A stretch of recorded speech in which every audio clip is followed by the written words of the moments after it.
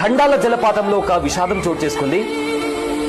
కొంతమంది విద్యార్థులు ఈత కోసం ఖండాల జలపాతం దగ్గరికి వెళ్లారు. అక్కడ సరదాగా స్నేహితులతో సమయం గడుపుతున్నారు. అయితే ఇంతలోనే ఊహించని ప్రమాదం ఒకటి చోటు చేసుకుంది. అయితే ఈతకు వెళ్లిన విద్యార్థుల్లో ఒకరు గల్లంతయ్యారు.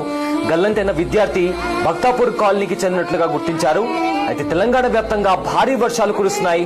వర్షాలకు వాగులు, వంకలు, నదులన్నీ కూడా పొంగి పొర్లుతున్నాయి. ఇదే నేపథ్యంలో ఆదిలాబాద్ జిల్లాలోని ఖండాల జలపాతం కూడా ప్రత్యేక ఆకర్షణగా మారింది. అయితే ఇద్దరు ఫ్రెండ్స్ తో కలిసి ఖండాల జలపాతానికి వెళ్లాడు మనోహర్ సింగ్.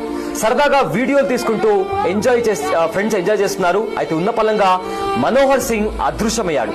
అయితే గల్లంతైన మనోహర్ సింగ్ కోసం కూడా ఇద్దరు విద్యార్థులు కూడా గాలించారు. కానీ మనోహర్ కు ఈతకు వెళ్ళగా అక్కడ ఈతకు రాకుండా వాళ్ళు కూడా లోపలికి వెళ్ళడానికి భయపడ్డారు. అయితే అక్కడ ఒక దృశ్యాలు చూస్తున్నాం మనము.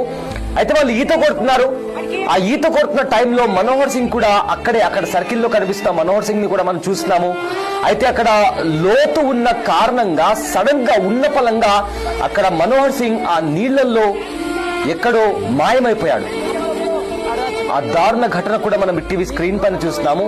స్నేహితుల